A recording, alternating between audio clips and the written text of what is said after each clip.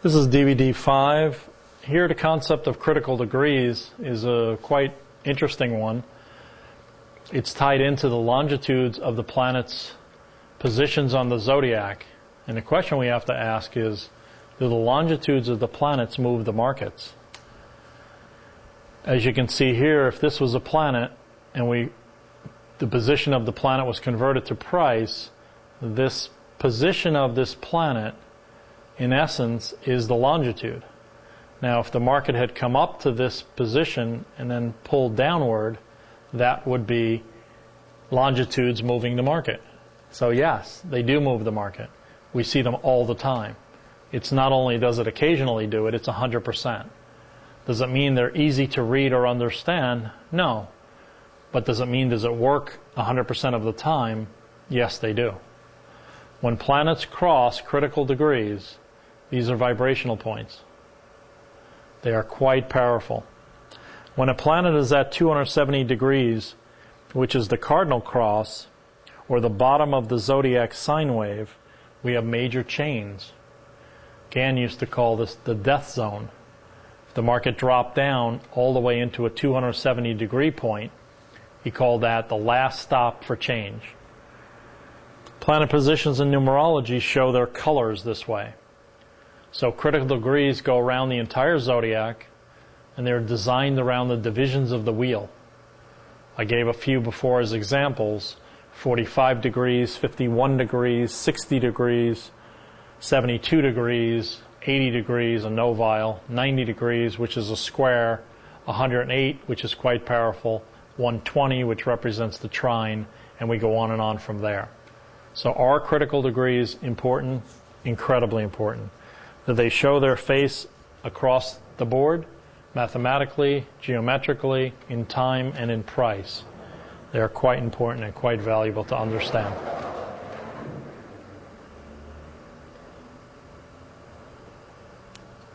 We come back to the sun-moon angle one more time because of the high probability that it is. This again is the angle between the sun and the moon on a daily basis.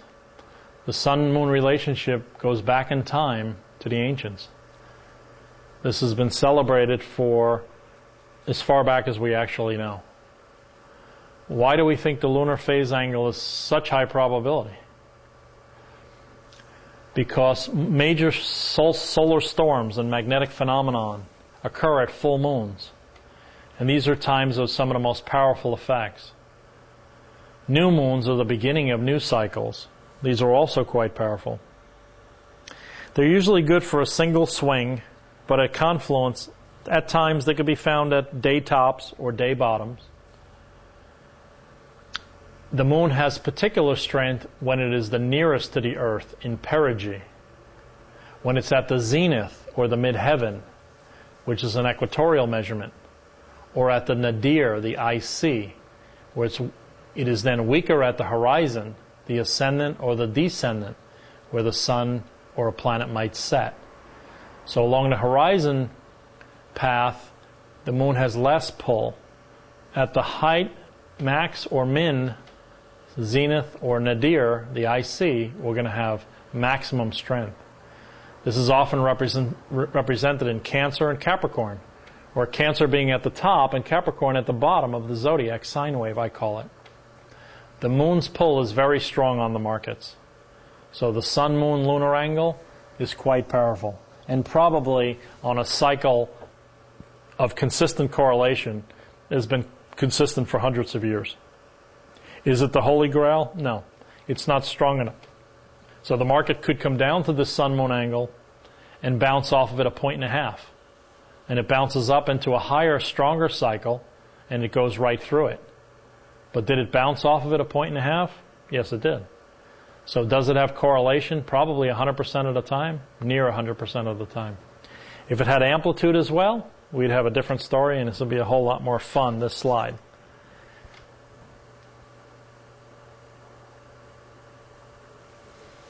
This is quite an important question. I get asked this often, which is, which zodiac generates 50% amplitude more than the other, Geo or Helio? And the answer is Helio. The Helio zodiac which represents the sun at the center and the Earth's path around the sun, and this is the heliozodiac, which I believe it represents a spiritual point of view. The geo, the physical or mundane point of view. The heliozodiac generates more power in its aspects, and heliocycles have more amplitude. Why this is, I'm not certain. This is an observation just based on years of watching these cycles. The Earth's relationship to the sun, and our point of view, if we're standing on the sun, why it has more power than a geo perspective standing on the Earth, I'm not sure. But again, it's time for pause. I find the helio aspects are about 1.5 times the strength of the geo aspects as a general rule. So again, they do have quite important correlation together.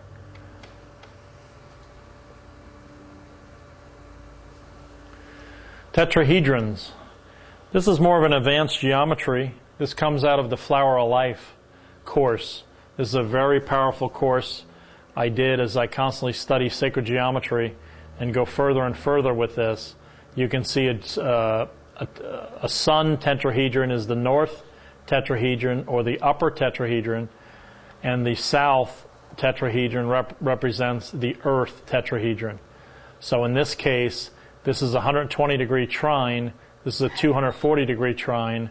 We know these are quite powerful in the market as well.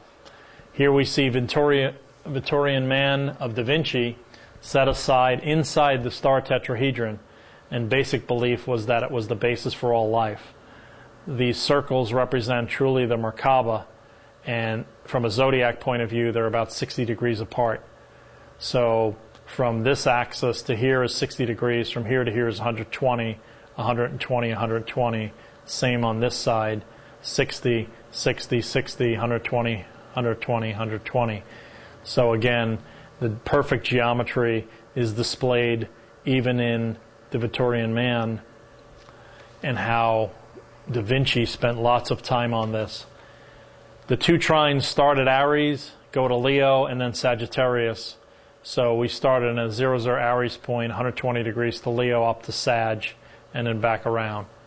So tetrahedron concept, as well as the Merkaba, I find is worth a tremendous amount of study, because I think it will yield quite a bit of unique ideas and concepts. One of the most fundamental and most powerful concepts is that aspects generate energy. This single thought of an aspectal relationship to another planet that generates the actual energy of why the markets move. This is integral to this entire DVD. The concept that aspects create energy and cause movement of the market is basically saying specifically that if Venus is 180 to Pluto, this aspectal relationship between Venus and Pluto create energy. If it's related to the stock market, it creates an amplitude based on the relationship of this aspect. So this is fundamental of everything that is in essence truth. The example of a typical read is aspects generate energy in the markets. Here Venus is 180 Pluto, Earth is conjunct Chiron, and Venus, a money planet, meaning values will grow here, is also conjunct Saturn.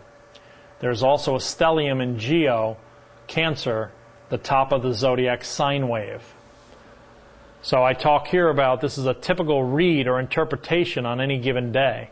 Understanding what cycles are in play and what their intention is makes up most of the understanding to as what the markets will do in the future. So this concept is quite powerful. It's the rhythm in our nature, patterns of universal order. Astrology is a spatial method of measuring time. Geometric space, and is the creative impulse of life, the seed. All processes originate from these relationships. So this probably is one of the most single significant images as a slide that I presented so far, is when this one is accepted in belief, because the belief system is part of this reality. If you don't believe these things and you don't believe these are possible, you can never understand how the market moves. and you're better off going into some other type of business. But if you have a belief structure, which is what a lot of this is based on, because this is not easy unless you can see it. A lot of people will not believe it even when they do see it. But once you understand it and you believe it, and you've seen it with your own eyes, trust me, this changes everything that you know and you believe. Planets are time. This is a powerful, powerful concept. I reflect back on this 312 date because I believe this is one of the most significant proofs of astrology, that planets are time. This is no coincidence. The likelihood of this is probably 1 in a million or greater, that on the date of 3/12/2003, Venus and Neptune both conjunct at 312 degrees of the zodiac is almost an impossibility. The zodiac denotes time measurements. It is our universal clock. It shows us our seasonal time. Synodic and sidereal systems measure this time.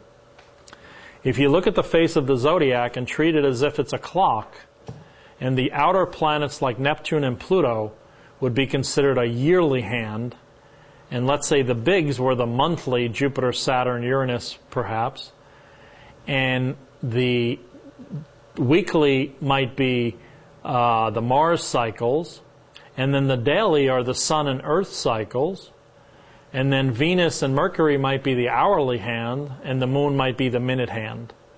So in essence, if we had a clock that showed us that, we probably would understand more about time. But we have a clock based on 12 hours. We have a day that's based on 24. Why do we have a 12-hour clock? A lot of interesting questions if you actually ask fundamental questions about the nature of how things are done in our society. So now we're going to go on to something a little more unique, a little different. And as we go forward here, we're going to show some really different concepts of things that have been back-tested and actually are quite relevant. Mars conjunct Thuban. Thuban is a star that was one of the Egyptian stars. This was a powerful low on gold, as well as a big up move. This strong low was generated from this particular conjunction. The moon was also parallel Sirius, which we've talked about earlier. The influence, along with Mars conjunct Thuban, made a tremendous up move in gold that day. Gold has an amazing correlation to these stars. Why did the Egyptians study Thuban and Sirius as some of the primary stars that the alignments of the pyramid were to? The Queen's chambers, the King's chambers were facing these stars. Was it just a coincidence?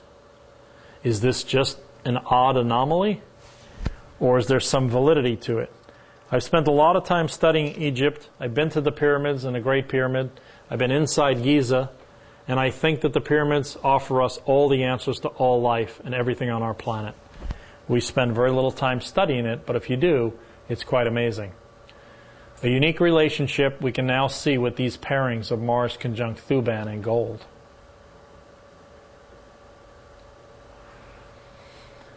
The golden spiral and the pyramids. This is a very interesting overlay. If you put the golden spiral on top of the sequence of the pyramids, this is their actual relationship geometrically and in part of the spiral. If the pyramids are at the center of the spiral of the planet and the ecliptic or path runs through the Great Pyramid of Giza, is that not significant? Did they pick this spot at random, or was it tied into the universal spiral? Was it tied into sacred geometry? The golden mean spiral laid across the Great Pyramids of Giza. If the start point is near the pyramids, the bottom point comes out at Moorea in Tahiti. So why is that the southern point of the spiral? The Fibonacci points link along this golden mean spiral, but only at certain intersections. This is why Fibonacci does not work 90% or greater, because it only syncs up at certain points along the golden mean. It does not sync at every single major turn. So therefore, there are pieces of it that are missing. So why cannot we solve the market with the golden mean versus the Fibonacci series? I think this might be the reason. So this golden ratio that the pyramids contain is a ratio based on the quotient of two quantities. It is a ratio of A to B. It's a proportion results when two ratios are set equal to each other. And the golden ratio is also called extreme and mean ratio. So again, we connect math to the markets, geometry to the markets, and planets to the markets. So is there any surprise? What else would the markets move from? The funny thing I always ask, why is this so surprising that this is how or why the markets move? What else would it be? It's certainly not going to be chaos. There's too many perfect things. If you look at a flower, if you look at a conch shell, you look at a pine cone, they're all Fibonacci related. The digits in our fingers, the height from our navel to our feet, they're all Fibonacci. That's no coincidence. Why would the stock market be different? So we have a tendency to say it's just chaos, it's random walk theory. I don't think so. It's absolutely not. It is totally harmony with the universe. It is totally cycle-based. It is math, it's geometry. That's definitive now. There's no ifs, ands, or buts. Here's the pyramid, a rough illustration of it. And here's some samples of Sirius. And here's Alpha Draconis, Draco, some of the different star clusters, Ursa Major. And this is what the pyramid chambers were facing and why I thought these were perhaps interesting star clusters to study. Because if they designed the chambers to hit these star clusters, it wasn't at random. It wasn't for a coincidence. The Egyptians specifically studied Sirius. It has the most correlation to the market. The second sun, or superego, has a high correlation to the markets. The all-time high on 3/24/2000 of the S&P, Mars was conjunct Sirius at the exact 1552 high price. Mars Energy conjunct Sirius in May 2006. Platinum rose $90 in 24 hours. Gold was up $50 in a day. What does Mars represent? Energy. What happened? $50 move, $90 move. The average move of gold is $10 a day. How would it have moved 50 or 90? Coincidentally, there was nothing that moved it 9 times its normal move. We just associate that to random chaos. I guess it's just a lucky day. Gold was happy that day. Platinum was just joyous. I doubt it. Cycles. The answer is all in cycles. Mars, the planet of energy. This is it, the big one. This planet, I believe, allows greatest amplitude of any other pairing outside of the supers. Mars will rule the day if the Sun and Earth have no aspects, or if Mars is heavily aspected, particularly in helio. Mars rules energy. Mars is dynamic. Mars is power. Mars initiates moves. Mars expresses strength and direction. It has an indomitable will. It is a leadership in a stock category. So often on the news you'll hear the pharmaceutical stocks are leading us this week, and the leadership is probably Mars. Mars is exalted in Capricorn. It is the action planet.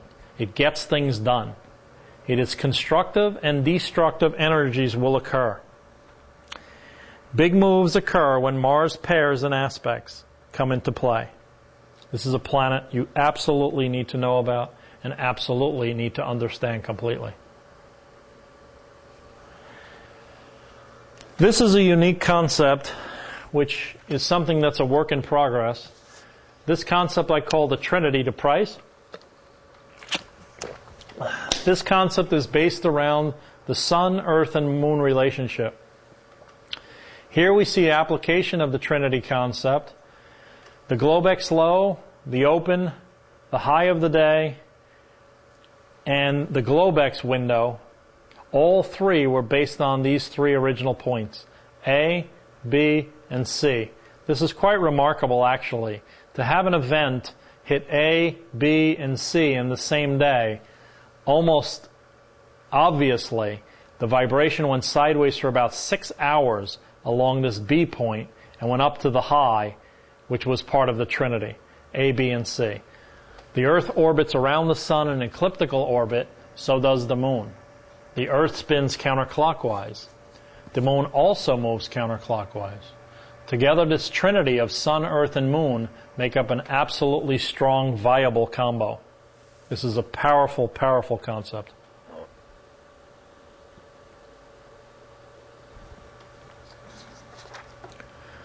The trinity and the triad concept, again, unique. This is quite new. This is quite powerful. My thought process here was that the trinity is the 3 planets, and the triad would then add the node. We add the 4 positions of the Earth, Moon, Sun, and node, and plot this as an average or summation of the 4. It's average, if you will. Also trying this with the Sun, Earth, and Moon position, it applies the same concept of price, but this one below I call the trinity. So the Earth, Moon, Sun, and nodal point would actually give us the 4, or the triad. The Sun, Earth, and Moon, which is not shown here, we're missing one, would give us the trinity. When we add the node, we have the Earth, Moon, Sun, and node, 4 points of major significance. How would they not affect us mundanely? How would they not affect the stock market? They're the 4 strongest points that are near our planet. This is a totally original concept and quite powerful.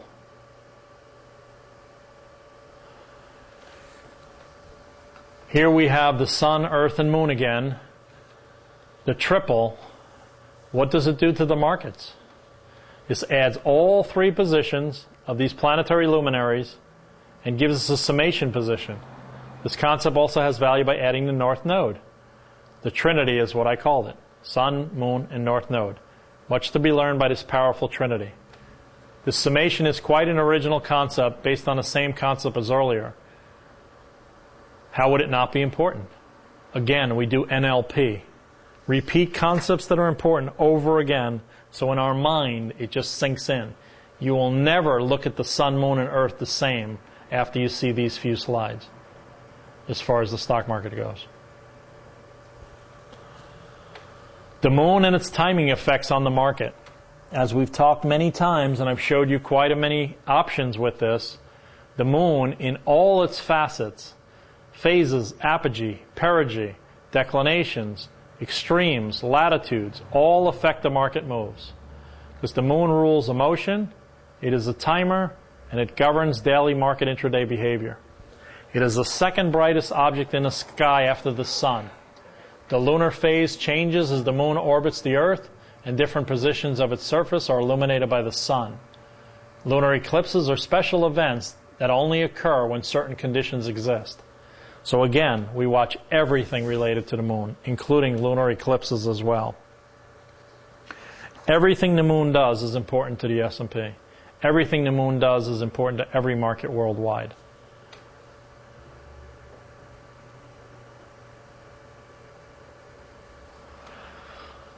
What clues then did the Egyptians leave us?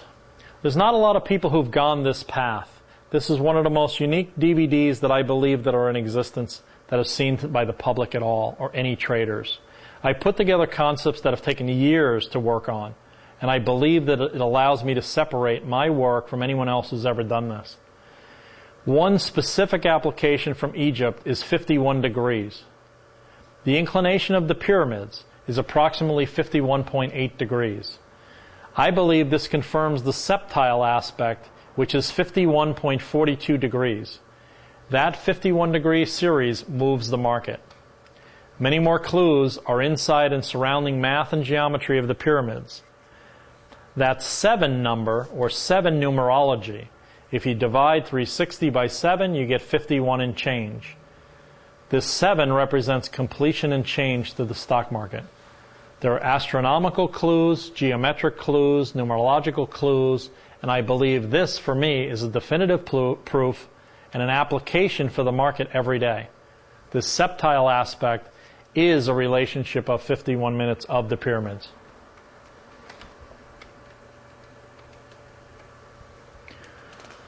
The Pleiades. As we go out into space and we think about more and more concepts, One of the things I've started to think and look at was how different star clusters, because they are a cluster, this is based on 7 planet stars in one cluster. Could there be any correlation to the market with these? There are tremendous myth and legends written by the ancients. The Pleiades are a cluster of young stars. They're 400 light years away from the Earth.